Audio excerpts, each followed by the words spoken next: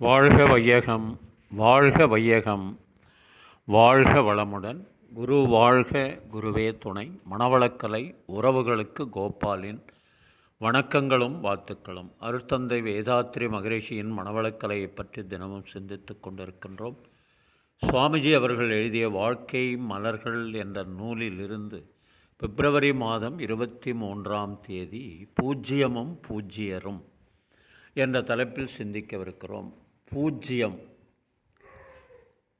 முழு எண் ஒன்று இருக்குமானால் அது பூஜ்ஜியம் ஒன்றுதான். ஏனென்றால் மற்ற எண்ணெல்லாம் ஒரு பக்கம் ஆரம்பிக்கும், ஒரு பக்கம் முடியும். உருவம் கோணல் மாணலாக இருக்கும். ஒன்று என்ற எண்ணை எடுத்துக்கொண்டீர்களானால் அதற்கு மேல்முனை கீழ்முனை என்ற இரண்டு இருக்கின்றன. 2 என்ற எண்ணை எடுத்துக்கொண்டீர்களானால் முன்முனை இருக்கிறது, பின்முனை இருக்கிறது.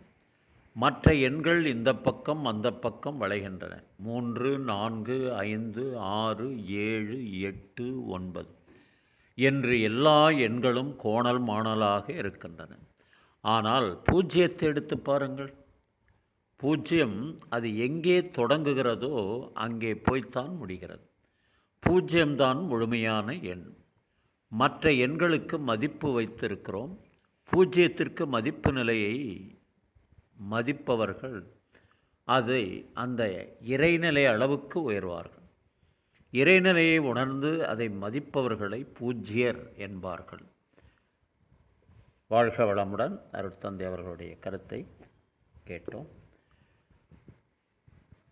இதை அடிப்படையாக கொண்டு கவியரசர் கண்ணதாசன் பூஜ்ஜியத்திற்குள்ளேயே இருந்து கொண்டு நம்மை ஆண்டு கொண்டிருக்கின்ற ஆண்டவன். இதை நம்முடைய அருட்தந்தை அவர்கள் பேசும்போது கூட இந்த பாடலை மேற்கோள் காட்டி பேசியிருப்பதாக பேராசிரியர்கள் சொல்ல கேட்டிருக்கிறேன். அந்த பாடலை உங்களுக்காக. பூஜ்ஜியத்திற்குள்ளே ஒரு ராஜ்யத்தை ஆண்டு கொண்டு புரியாமலே இருப்பான் ஒருவன். அவனை புரிந்து கொண்டால் அவன்தான் இறைவன். தென்னை இளநீருக்குள்ளே தேங்கியுள்ள ஓட்டுக்குள்ளே தேங்காயை போலிருப்பான் ஒருவன். அவனை தெரிந்து கொண்டால் அவன்தான் இறைவன். பூஜ்ஜியத்திற்குள்ளே ஒரு ராஜ்யத்தை ஆண்டு கொண்டு புரியாமலே இருப்பான் ஒருவன். அவனை புரிந்து கொண்டால் அவன்தான் இறைவன். முற்றும் கசந்ததென்று பற்றறுத்து வந்தவர்க்கு சுற்றமென நின்றிருப்பான் ஒருவன். அவனை தொடர்ந்து சென்றால் அவன்தான் இறைவன். பூஜ்ஜியத்திற்குள்ளே ஒரு ராஜ்யத்தை ஆண்டு கொண்டு புரியாமலே இருப்பான் ஒருவன். அவனை புரிந்து கொண்டால் அவன்தான் இறைவன்.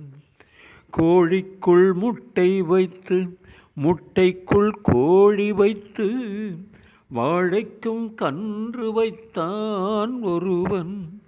அந்த ஏழையின் பேர் உலகில் இறைவன்.